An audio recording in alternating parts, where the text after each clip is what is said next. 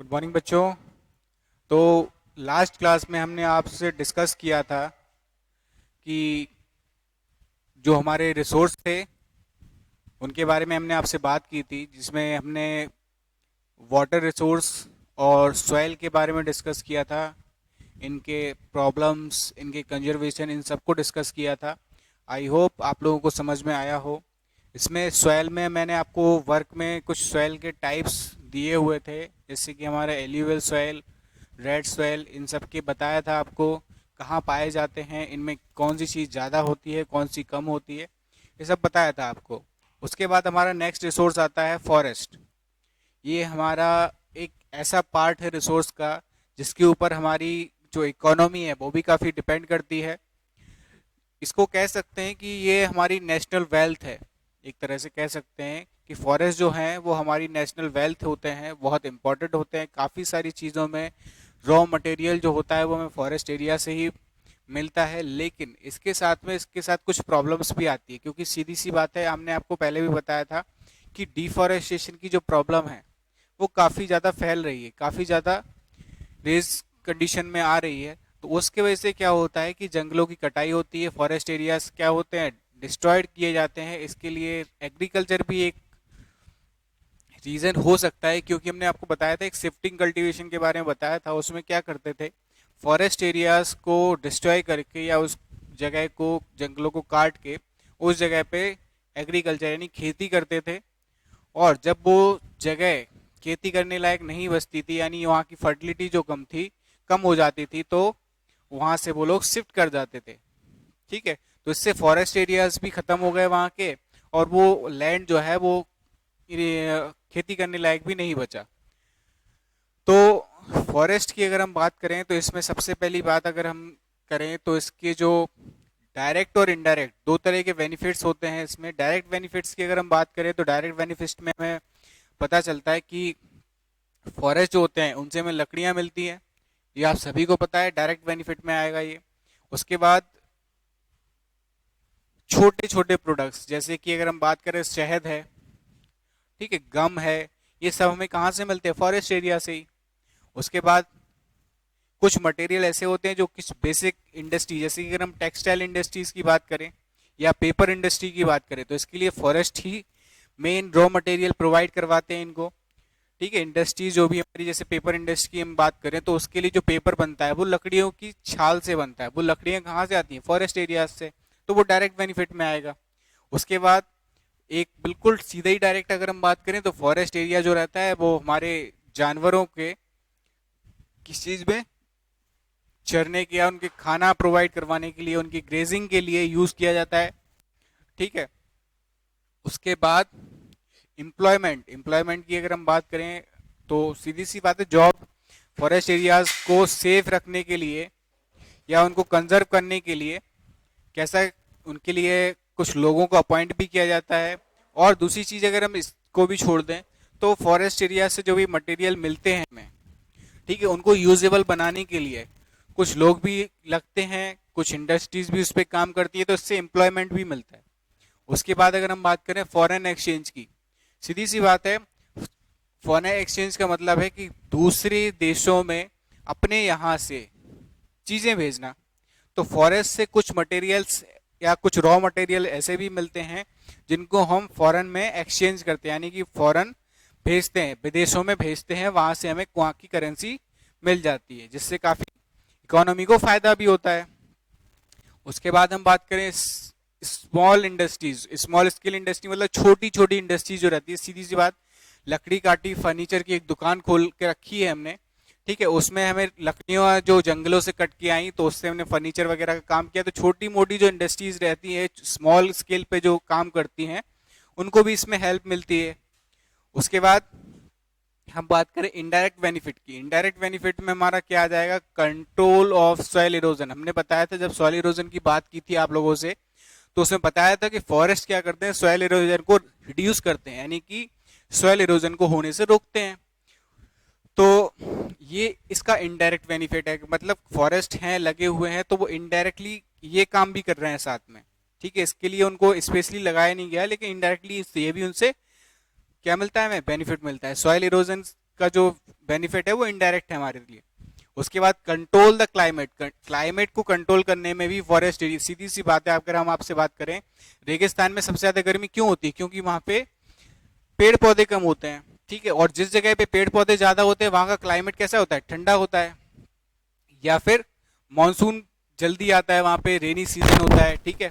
तो कहने का मतलब केवल इतना सा है कि जहाँ पे फॉरेस्ट एरियाज रहते हैं वहाँ का जो क्लाइमेट है वो कंट्रोल में रहता है, ठीक है। उसके बाद फ्लड्स वगैरह की जो सिचुएशन रहती है, मान लो कि किसी जगह पे बाढ़ आ रही है, ठीक है, बाढ़ मतलब क्या रहता है, बहुत तेज बहाव में पानी आना, उसको रोकने के लिए, फ्लड को रोकने के लिए उसमें हमें बैरियर्स डालने पड़ेंगे यार, उसको रोकने के लिए कुछ ना कुछ डालना पड़ेगा, तो उसका काम करते हैं हमारे फॉरेस्ट एरियाज, ठीक है। पेड़ जो होते हैं उस पानी के बहाव को क्या करते हैं, रिड्यूस करते हैं, उसकी स्पीड को क्या करते हैं, रिड्यूस करते हैं, जिसकी वजह से फ्लड की जो सिचुएशन होती है वो रिड्यूस होती है। उसके बाद हम बात करें तो जो डेजर्ट एरिया हमने बताया, पेड़ पौधे जहाँ पे कम होते हैं, ठीक है, वहां पे डेजर्ट एरिया बनता है, और जहां पे पेड़ पौधे ज्यादा होंगे वहां पे डेजर्ट एरिया कम होगा, यानी वहां का जो डेजर्ट एरिया का एक्सपेंशन है वो भी कंट्रोल में आएगा। उसके बाद रेन वेरियर्स की मतलब बात करें हम, पानी, बरसात का पानी आता तो है लेकिन बह के चला जाता है, लेकिन अगर फॉरेस्ट एरिया है वहां पर या पेड़ पौधे लगे हुए हैं वहां पे, तो वो क्या करेंगे, पानी को सोख कर लेंगे अपनी जड़ों में, ठीक है, जो उनके रूट्स हेयर जो रहते हैं उनमें, यानी मिट्टी में भी क्या करेंगे, उसको एब्जॉर्ब कर लेंगे, तो इससे क्या होता है, पानी जो है वो रुक जाता है, यानी अंडरग्राउंड वाटर लेवल जो है वो इंक्रीज होता है। समझने की बात है कि अंडरग्राउंड वाटर लेवल इंक्रीज कैसे होगा, अपने आप तो पानी जाएगा नहीं, वो इन्हीं पेड़ पौधों के थ्रू जमीन के अंदर तक जाता है। उसके बाद अगर हम बात करें तो इंक्रीज ऑफ वाटर लेवल, सीधी सी बात है, अगर हमारा जो पानी है वो सोख हो रहा है, एब्जॉर्ब होकर जमीन के अंदर जा रहा है, अंडरग्राउंड वाटर लेवल को बढ़ा रहा है, तो वाटर लेवल भी इंक्रीज होगा। उसके बाद अब जिस जगह अगर हम बात करें कि फॉरेस्ट एरियाज जो रहते हैं वो सॉइल की फर्टिलिटी को भी बढ़ाते हैं, ठीक है, क्योंकि सीधी सी बात है, हमने बताया आपको, अगर हम फर्टिलिटी की बात करें तो एक एग्रीकल्चर में अगर बात करें तो कुछ क्रॉप्स ऐसी रहती हैं जिनको ज़्यादा फर्टिलिटी वाले लैंड की ज़रूरत पड़ती है, और कुछ क्रॉप्स ऐसी रहती है जिनको कम फर्टिलिटी वाली लैंड की ज़रूरत पड़ती है। तो उससे क्या होता है, अगर हम एक ही लैंड पे ज़्यादा फर्टिलिटी वाली क्रॉप्स का प्रोडक्शन करते हैं तो वहाँ की फर्टिलिटी क्या हो जाती है, कम। लेकिन फॉरेस्ट एरियाज में क्या रहता है कि हर तरह के पेड़ पौधे पाए जाते हैं, मिक्सिंग रहता है वहाँ पर, तो उससे क्या होता है, सॉइल की फर्टिलिटी बढ़ती है। उसके बाद हम बात करते हैं ऑक्सीजन की क्वालिटी, सीधी सी बात है, आपको ये तो पता है ऑक्सीजन हमें कहाँ से मिलती है, पेड़ पौधों से, पेड़ पौधे कहाँ होते हैं, फॉरेस्ट एरिया में, तो ऑक्सीजन की क्वालिटी जो होगी वो किससे इंप्रूव होगी, हमारे फॉरेस्ट एरिया से। तो ये हमारे इनडायरेक्ट बेनिफिट है। इसमें एक और ले सकते हैं आप, नेचुरल ब्यूटी। आप लोगों ने देखा होगा जब भी किसी हिल स्टेशन की बात होती है, हिल स्टेशन पे सबसे ज्यादा क्या पाए जाते हैं, पेड़ पौधे, नेचुरल ब्यूटी होती है वहां पे, तो एक इनडायरेक्ट बेनिफिट में ये भी आ जाएगा।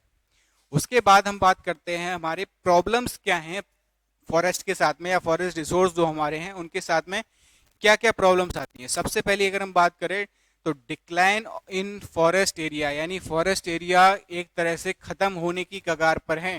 क्यों, क्योंकि जंगलों की कटाई बिल्कुल अनकंट्रोलेबल वे में की जा रही है, जिसके रिजल्ट हमें देखने को कई बार मिलते भी हैं, फ्लड सिचुएशंस वगैरह या ड्राई क्लाइमेट जो रहते हैं, ठीक है, इस तरह की सिचुएशन इसी वजह से बनती है क्योंकि फॉरेस्ट को डिस्ट्रॉय किया जा रहा है। उसके बाद हम बात करें जो फॉरेस्ट हैं वो माउंटेन्स और हिल्स इन पर ही ज्यादा, क्योंकि वहां पर जो है लैंड, ठीक है, वहां का जो लैंड है वो यूजेबल नहीं रहता ज्यादातर, ठीक है, वहां पे केवल मेडिसिनल प्लांट रहते हैं, माउंटेन्स एंड जो रेंज रहती है वहां पे मेडिसिनल प्लांट ही ग्रो करते हैं मैक्सिमम, तो वहां के जो फॉरेस्ट एरियाज रहते हैं वहीं पे केवल ग्रो कर पाते हैं वो। उसके बाद अनइवन डिस्ट्रीब्यूशन ऑफ फॉरेस्ट, ठीक है, फॉरेस्ट का कोई एक पर्टिकुलर डिस्ट्रीब्यूशन नहीं होता है, ये कहीं पर भी ग्रो करते हैं क्योंकि इनको ग्रो करवाया नहीं जाता, खुद से ही ग्रो करते हैं, ठीक है। लेकिन हाँ, इनकी कटाई जो होती है या डिफॉरेस्टेशन की अगर हम बात करें तो उससे जरूर इनको प्रॉब्लम होती है। उसके बाद ट्रांसपोर्टेशन प्रॉब्लम, फॉरेस्ट रिसोर्स जो हमारे रहते हैं, यानी कि हमने जो लकड़ी वगैरह की बात की, उनको भी ट्रांसपोर्ट करने की प्रॉब्लम। देखो बड़े बड़े पेड़ जो रहते हैं उनको कटिंग करने की, ठीक है, फिर उनको ट्रांसपोर्ट करने की, ये सब चीज़ें थोड़ी सी प्रॉब्लम करती हैं। उसके बाद जंगलों को काटने के लिए या हम बात करें उनके अफॉरेस्टेशन के लिए, तो टेक्निक्स जो अपनाई जाती हैं वो ट्रेडिशनल होती हैं। ट्रेडिशनल मतलब पुराने ज़माने वाली। अगर हम न्यू टेक्निक्स का यूज़ करें तो हम अफॉरेस्टेशन को बढ़ा सकते हैं और डिफॉरेस्टेशन को कम भी कर सकते हैं, तो जो सिचुएशन है वो कंट्रोलेबल हो जाएगी। उसके बाद decline in forest area due to urbanisation, यानी फॉरेस्ट एरिया का जो डिक्लाइन है, यानी कि उनका जो अंत हो रहा है वो किस वजह से हो रहा है? अर्बनाइजेशन। अर्बनाइजेशन से मतलब है शहरीकरण। शहरीकरण से मतलब है कि हर कोई चाहता है हमारा शहर में घर हो, लेकिन शहर का जो लैंड है या जो जमीन है वो तो उतनी ही है, ठीक है, वो तो उतनी है, वो तो बढ़ नहीं रही है। तो वो क्या करते हैं, आसपास का जो एरिया है उसको भी रहने लायक बना लेते हैं। आसपास के एरिया में होगा क्या? आसपास के एरिया में होंगे जंगल, तो जंगलों को काट के वो अपनी रहने लायक जगह बना लेते हैं। यानी अर्बनाइजेशन की जो कंडीशन है, शहरीकरण जिसको हिंदी में बोलते हैं, तो शहर में लोग जब आके बसते हैं उसको बोलते हैं अर्बनाइजेशन, और इसके लिए जंगलों को काटा जाता है, ठीक है। उसके बाद फिर एक और प्रॉब्लम आती है, नेचुरली है वो तो हमें उसको कंट्रोल भी नहीं कर सकते। एक होती है फॉरेस्ट फायर। इसका मेनली रीजन जो रहता है, बांस के जो पेड़ रहते हैं, बाम्बू ट्रीज जो रहते हैं, वो जब हवा की वजह से आपस में रगड़ते हैं, उनमें आग या कहें चिंगारियां निकलती हैं, जिसकी वजह से जंगलों में आग भी लगती है, ठीक है। जंगलों में आग लगती है तो उससे भी काफी सारा डिफॉरेस्टेशन हो जाता है, डिस्ट्रॉय हो जाता है, ठीक है। अब इनको कंजर्व करने की अगर हम बात करें, फॉरेस्ट एरियाज को कंजर्व करने के लिए, तो उसके लिए गवर्नमेंट जो है अपनी तरफ से काफ़ी सारी स्कीम्स निकालती हैं, काफ़ी सारी कोशिशें करती हैं, ठीक है, जिसके लिए आपको बुक में दिया हुआ है, आप उनको एक बार पढ़ के आइएगा। उसके बाद हम इन कंजर्वेशन को भी डिस्कस करेंगे, लेकिन पहले आपको इसको पढ़ के आना, ये आपका होमवर्क है इस क्लास का। जब आप पढ़ के आएंगे, आपको जो भी डाउट्स आएंगे उसके बाद मैं एक्सप्लेन करूंगा, तो आपको बहुत अच्छे से समझ में आएगी वो चीज़ें, ठीक है। तो गवर्नमेंट ने जो भी पॉलिसीज निकाली हैं आप उनको पढ़ के आएंगे एक बार, ठीक है। फॉरेस्ट एरियाज के क्या क्या कंजर्वेशन के लिए क्या क्या ट्राई किए गए हैं और क्या क्या आपकी तरह से होने चाहिए, ठीक है। आपको अपने व्यूज भी रखने की जरूरत है, जिससे कि आपकी क्रिएटिविटी बढ़ेगी। ओके स्टूडेंट्स, तो इसको आप पढ़ के आएंगे, नेक्स्ट क्लास में हम इनको भी डिस्कस करेंगे। Thank you.